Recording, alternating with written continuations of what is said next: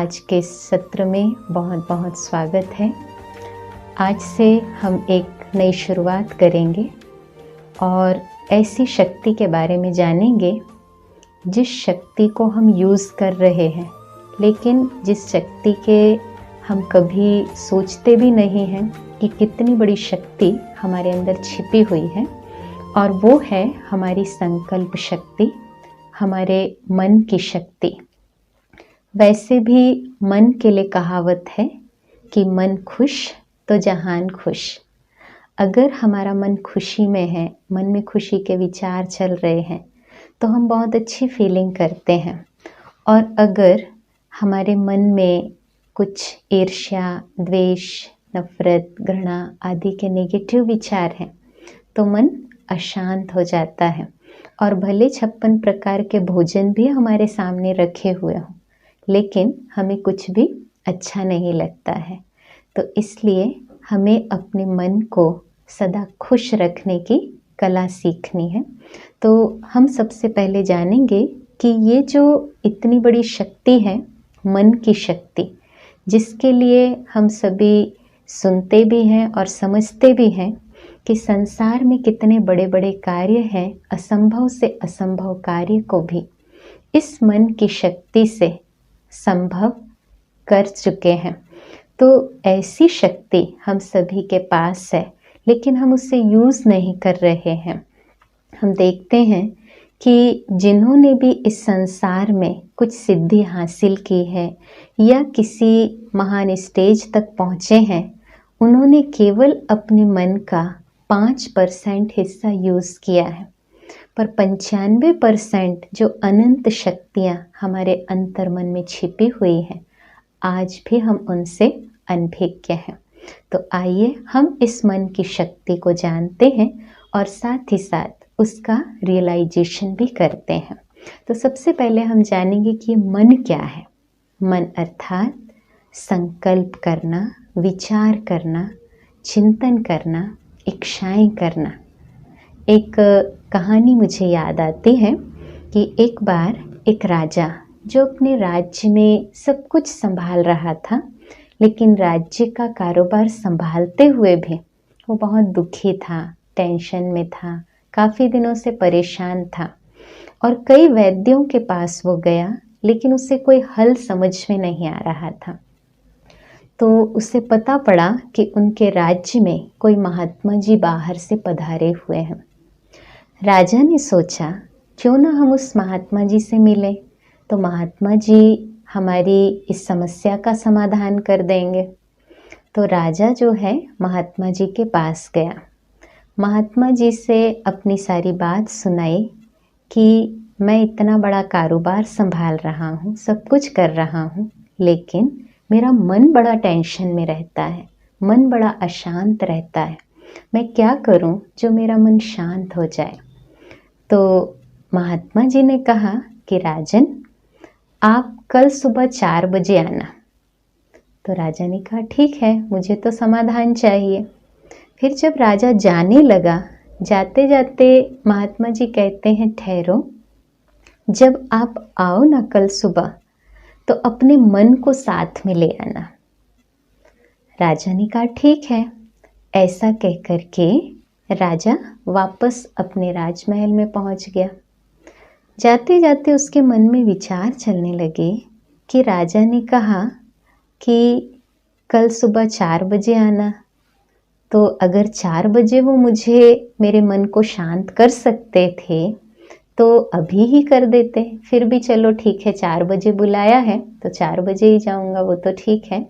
लेकिन उन्होंने कहा अपने मन को साथ में लेकर के आना। तो ये मन क्या चीज़ है? सोचने लगा राजा, क्या मन कोई वस्तु है, मैं उसको उठा करके ले जाऊंगा? आखिर ये है क्या चीज़ जिसको मैं अपने साथ में लेकर के जाऊंगा? बहुत गहराई से सोचता रहा। फिर राजा सोचता है कि जब मैं जाऊंगा तो मेरा मन तो साथ में जाएगा ही जाएगा। तो ऐसा सोच करके राजा निश्चिंत हो गया। दूसरे दिन राजा जो है महात्मा जी के पास पहुंचा। सुबह सुबह 4 बजे महात्मा जी ने उनसे पूछा कि राजन, आप अपने मन को अपने साथ में लाए हो? तो मन को साथ में लाना माना राजा ने कहा मैं आया हूँ तो मेरा मन तो साथ में आएगा ही। लेकिन ऐसा नहीं है, कई बार हम तन से तो कहीं पहुँच जाते हैं पर मन को कहीं और छोड़ आते हैं। तन से हम यहाँ बैठे होंगे पर मन से हम अपनी दुकान के बारे में सोच रहे हैं या अपने व्यवसाय के बारे में, अपने कॉलेज के बारे में सोच रहे हैं। तो मन हमारा कॉलेज में पहुंच गया और हम बैठे यहाँ पर हैं। तो जब हम मन के बारे में सोचना शुरू करते हैं कि ये आखिर है क्या चीज़, ये कोई वस्तु नहीं है या कोई चीज़ नहीं है, लेकिन एक विचार शक्ति का नाम है। जब किसी भी दृश्य को हम देखते हैं और उसके बारे में हमारे मन में विचार चलना शुरू हो जाता है, चिंतन चलना शुरू हो जाता है, तो मन अर्थात विचार शक्ति, चिंतन शक्ति, मन अर्थात इच्छा शक्ति, संकल्प शक्ति। और ये संकल्प शक्ति इतनी बड़ी शक्ति है कि इस संकल्प शक्ति को अगर हम दृढ़ कर दें, इस पे दृढ़ता का ठप्पा लगा दें, तो असंभव से असंभव कार्य भी संभव कर सकते हैं। हर कार्य हमारे लिए आसान है, केवल हमें अपने मन को शक्तिशाली बनाना है, मन में दृढ़ता पूर्वक कोई भी संकल्प करना है।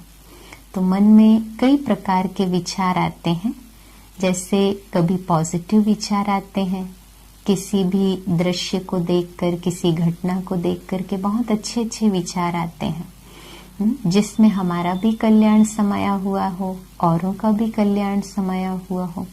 तो उन पॉजिटिव विचारों से मन खुश हो जाता है, शांत होता है, मन की आंतरिक ऊर्जा बढ़ने लगती है।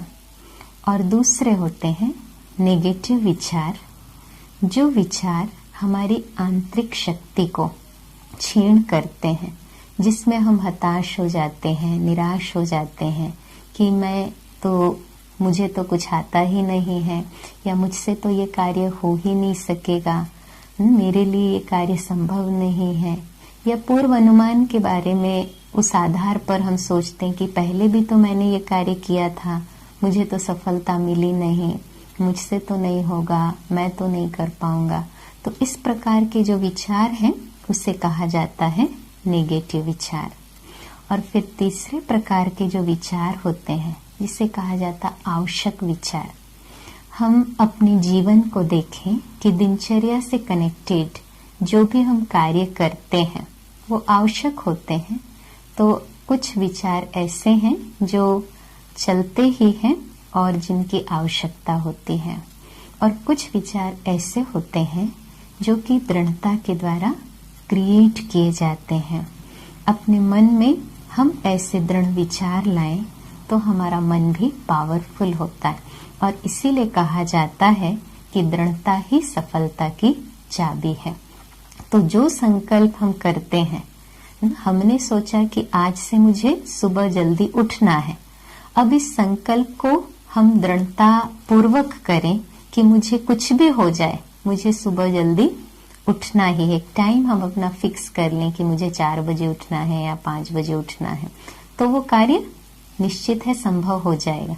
पर अगर दृढ़ता नहीं है तो हमने सोचा तो है, लेकिन वो कार्य कुछ % में होगा भी और कुछ नहीं भी हो पाएगा। तो इसीलिए मन को हमें पावरफुल बनाना है, और मन जितना शक्तिशाली होगा उतना हर कार्य में हम सफल हो सकेंगे। वैसे भी मन के बारे में बहुत सारी कहावत प्रचलित है। कहा जाता है कि मन तो एक चंचल घोड़े के समान है। मन जो है वो बेलगाम घोड़े की तरह है, लेकिन उसको लगाम देने वाली है बुद्धि।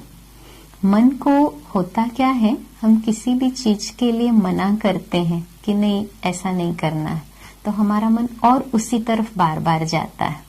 लेकिन मन को हम पॉजिटिव विचार देंगे, क्या करना है वो उसे बताएंगे, तो अवश्य हमारा मन को एक सकारात्मक दिशा मिल जाती है। तो मन को हमें श्रेष्ठ संकल्पों से भरना है। मन को कभी भी हम मना नहीं करें। एक बार क्या हुआ, एक शिष्य गुरुजी के पास जाता है और गुरुजी से वो 15-20 साल शिक्षा ग्रहण करता है। शिक्षा ग्रहण करने के बाद जब उसका वापस आने का समय होता है तो शिष्य कहता है कि गुरुजी, मैं तो अभी जाऊंगा, आप अब मेरे लिए कोई अंतिम उपदेश दीजिए। तो गुरुजी कहते हैं कि ठीक है, आप एक बात का ध्यान रखना कि जब भी आप साधना करने के लिए बैठो ना तो बंदर को याद नहीं करना। शिष्य ने कहा कि ठीक है। गुरुजी की आज्ञा लेकर के और वो अपने गृहस्थ जीवन में, घर परिवार में प्रवेश करता है। जब दूसरे दिन घर में वो साधना करने के लिए बैठता है तो उसे गुरुजी की शिक्षा याद आती कि गुरुजी ने क्या कहा था कि बंदर को याद नहीं करना। तो जैसे उसको ये गुरुजी की बात याद आई, उसके मन में विचार चलने लगा कि बंदर को क्यों याद नहीं करना। गुरुजी ने बंदर का क्या बिगाड़ा है जो गुरुजी कह रहे हैं कि बंदर को याद नहीं करना। आखिर बंदर ने गुरुजी के साथ ऐसा क्या किया है, क्या दुश्मनी है गुरुजी। खूब वो सोचता रहा, प्रयास करता रहा, लेकिन बंदर था कि उनके मन से हटने का नाम ही नहीं ले रहा था। आखिर जब वो बहुत परेशान हो गया तो वो अपनी साधना से उठ गया। अगले दिन वो गुरुजी के पास जाता है और गुरुजी से फिर प्रार्थना करता है कि गुरुजी, आपने मुझे जो आज्ञा दी थी कि बंदर को याद नहीं करना, जैसे ही मुझे आपकी आज्ञा याद आई, लेकिन वो मन से हटता ही नहीं था। तब गुरुजी ने शिष्य को समझाया कि बंदर को याद न करने से मेरा जो मतलब था वो था कि जब भी तुम साधना करने बैठो तो कभी भी नकारात्मक विचार अपने मन में नहीं आने देना।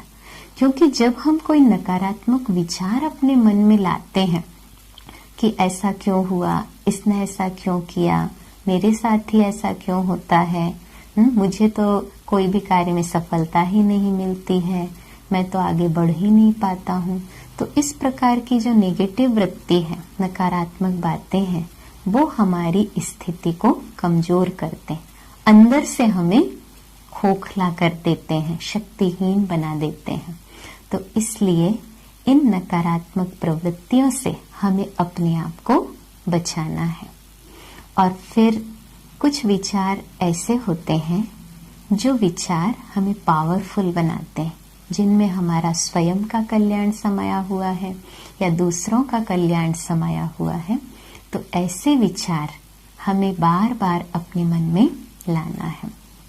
फिर हम देखें कि ये जो मन है, मन एक बहुत शक्तिशाली ऊर्जा है और इस ऊर्जा को हम जितना यूज करेंगे वो ऊर्जा हमारे अंदर उतनी और अधिक बढ़ती जाएगी।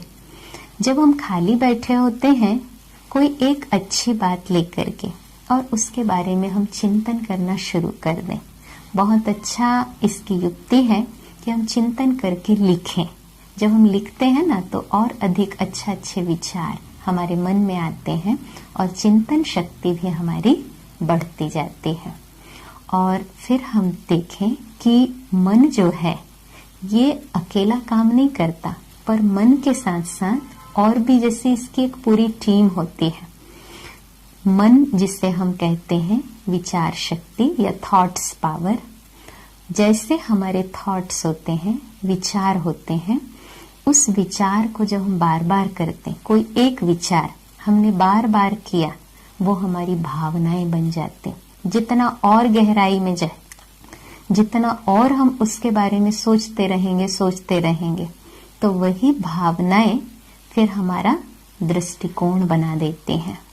और वही दृष्टिकोण अगर लंबे समय तक किसी के लिए भी हमारा चलता रहा तो वो दृष्टिकोण हमारी स्मृति में समा जाती है। फिर जब आपने अनुभव किया होगा कि किसी व्यक्ति को हम देखते हैं तो देखते ही स्मृति आती, इस व्यक्ति ने मुझे ऐसा कहा था। कई बार तो 5 साल की घटनाएं, 10 साल पहले की घटनाएं इतनी हमें पक्की हो जाती हैं कि इस व्यक्ति ने मेरे साथ ऐसा किया था या इसने मुझे ऐसा कहा था। तो सोचिए कितनी बड़ी गांठ हमने अपने मन में बांध करके रख ली कि वो जो भूलने वाली बात थी उसको हमने इतना पक्का कर लिया कि आज उसको देखते ही फिर वो स्मृति में आ गई। और जैसे ही स्मृति आती है कि इस व्यक्ति ने मुझे ऐसा कहा था, वो संकल्प आते ही फिर से मन दुखी होने लगता है। हमारे मन की जैसे एक पूरी टीम है, हमारा मन जैसा विचार करता है, सोचता है, वैसे ही फिर हमारी भावनाएं बन जाती हैं। किसी भी दृश्य को देख करके, किसी भी बात को सुन करके जो संकल्प बार बार हमारे मन में चले, गहराई से हम उसके बारे में सोचते हैं, तो वैसे ही हमारे इमोशंस बन जाते हैं, भावनाएं बन जाती हैं। और फिर जैसी भावनाएं लंबे समय तक किसी भी व्यक्ति के लिए, परिस्थिति के लिए हमारे मन में होती हैं, उसको हम कैसा महसूस कर रहे हैं वो हमारा दृष्टिकोण बन जाता है। और फिर जैसा दृष्टिकोण होता है, जिस दृष्टिकोण से हर परिस्थिति को, हर घटना को हम महसूस करते हैं, अनुभव करते हैं, तो वो ही दृष्टिकोण फिर जैसे स्मृति का स्वरूप धारण कर लेता है। और फिर धीरे धीरे वो घटना जब बार बार हमारे माइंड पे चलती है, उसके प्रति विचार चलते हैं, तो वो इतना पक्का हो जाता है कि कई बार 2 साल पहले की बात, 5 साल पहले का किसी का किया हुआ व्यवहार या 10 साल पहले हमारे साथ कुछ हुआ हो, तो वो घटनाएं भी हमको याद रहती हैं। जैसे ही उस व्यक्ति को सामने देखेंगे, याद आ जाता है कि इस व्यक्ति ने मेरे साथ ऐसा किया था, इसने मुझे ऐसा कहा था। तो हमें अपनी माइंड को शक्तिशाली बनाना है, तो इस पूरी टीम को हमें पॉजिटिव बनाना जरूरी है। तो अपना दृष्टिकोण को भी हम सदा पॉजिटिव बनाकर रखें, अपने प्रति, स्वयं के प्रति भी हमारा दृष्टिकोण पॉजिटिव हो कि मैं अवश्य आगे बढ़ सकता हूँ, मैं जो चाहूँ वो कर सकता हूँ, हर कार्य में मेरे लिए 100% सफलता समाई हुई है। किसी भी कार्य को हम करना शुरू करें तो सोचें ये कार्य मुझसे अवश्य होगा, मैं इसे अवश्य कर सकूँगा। ऐसे पॉजिटिव विचारों से हम किसी भी कार्य को करेंगे तो सदा सफल होंगे। और भावनाएं भी हम सदा श्रेष्ठ बनाएं। जैसे एक माँ की अपने बच्चे के प्रति वात्सल्य की भावना होती है, या एक स्त्री के अपने पति के प्रति प्रेम की भावना होती है, तो ये जो भावनाएं हैं, ये भावनाएं भी जैसा हम सोचते हैं उस अनुसार ये भावनाएं हमारे अंदर निर्मित होती हैं।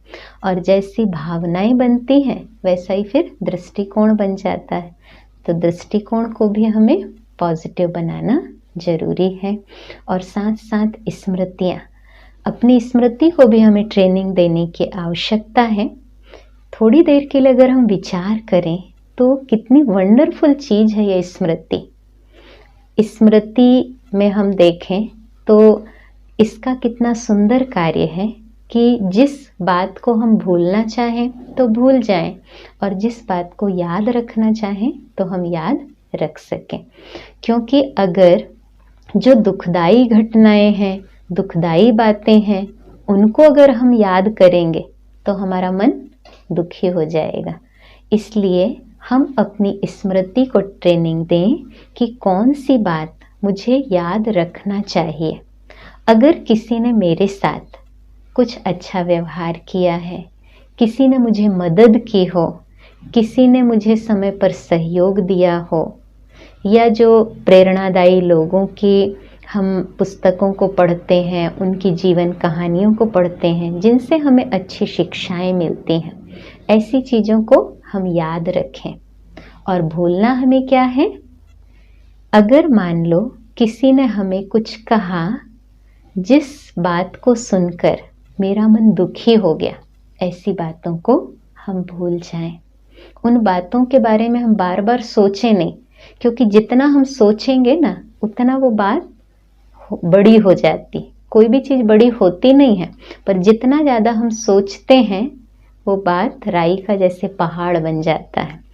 तो इसलिए किसी ने कुछ कहा भी तो भी हम अपने मन को पॉजिटिव विचार दें कि कोई बात नहीं, उसने और मेरी सहन शक्ति को पक्का कर दिया, मुझे आगे के लिए कोई प्रेरणाएं दे दी।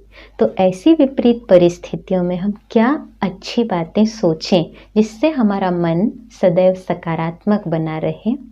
तो इसके लिए हम सबसे पहले गीता सार को याद करें।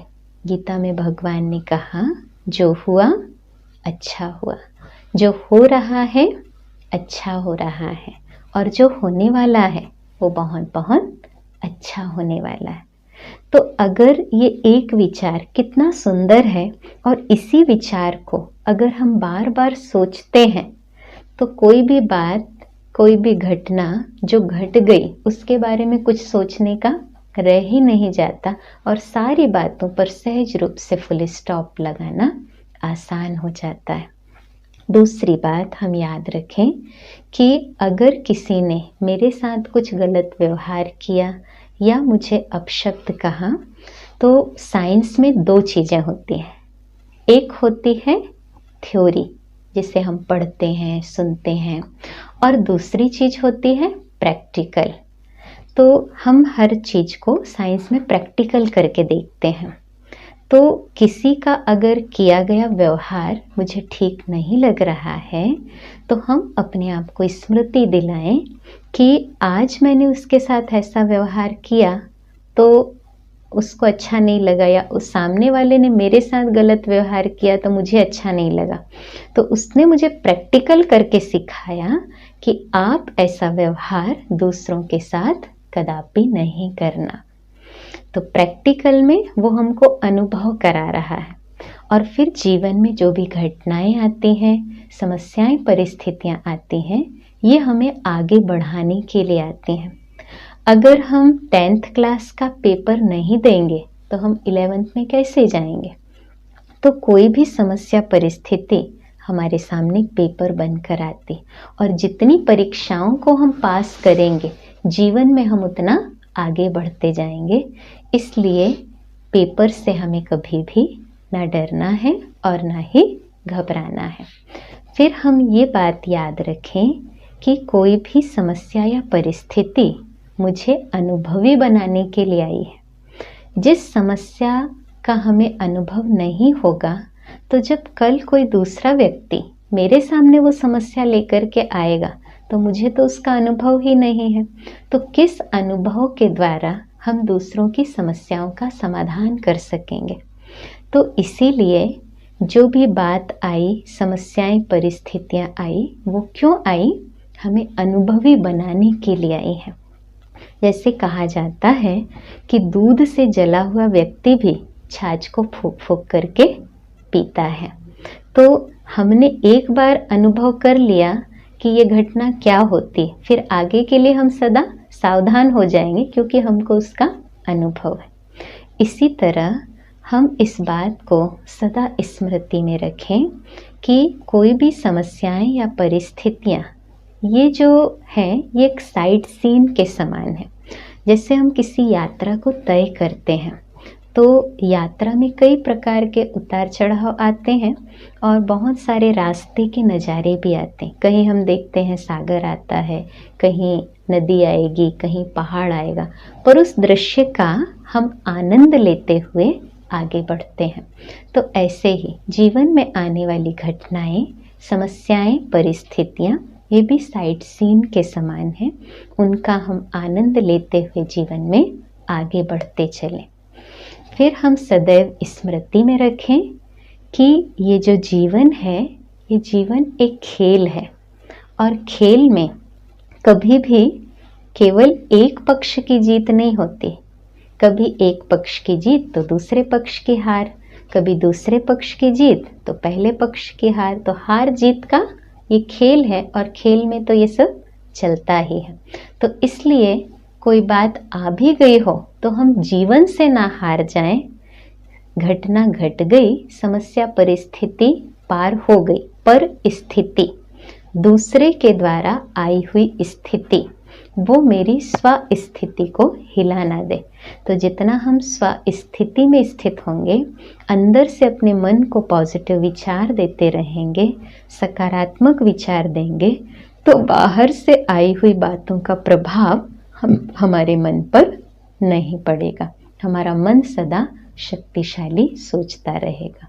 तो ऐसे शक्तिशाली विचार हम बार बार सोचें, अपने मन में लाएं। हर घटना के प्रति, हर दृश्य के प्रति ये सोचें कि हर दृश्य में कुछ ना कुछ कल्याण समाया हुआ है।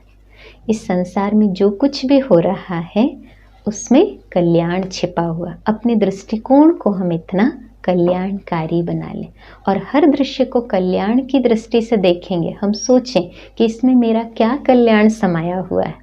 कल्याण के बारे में सोचना शुरू कर देंगे तो वो बातें, वो परिस्थिति सहज रूप से पार कर लेंगे। तो जीवन में जो भी बातें आती हैं ये हमें आगे बढ़ाने के लिए आती हैं, ऊंचा उठाने के लिए आती हैं। उनसे हम कुछ सीख ले लें और जीवन में सदा के लिए आगे बढ़ते रहें, रुक नहीं जाएं, लेकिन आगे बढ़ते रहें। इन्हीं शुभकामनाओं के साथ ओम शांति। ओम शांति। चलिए अभी हम मन की सैर करेंगे। कुछ क्षणों के लिए अपने मन को बचपन की यादों की ओर ले चलें। बचपन के उन क्षणों को देखें जिसमें हमारा जीवन बिल्कुल निश्चिंत, आनंद और खुशियों से भरपूर था। कितना सुंदर बचपन था। अभी प्राकृतिक सौंदर्य की ओर चलें। उगते हुए सूर्य को देखें, उसकी सुंदर लालिमा का एहसास करें। चारों ओर घने जंगलों को देखें, वृक्षों के बीच ऊंचे ऊंचे पहाड़ों को देखिए। पहाड़ों के बीच बहते हुए झरने का आनंद लीजिए। जंगलों में दौड़ते हुए हिरण को देखिए। नाचते हुए मोर को देखिए।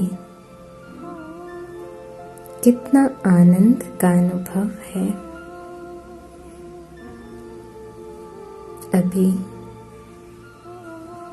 अपने मस्तक के बीच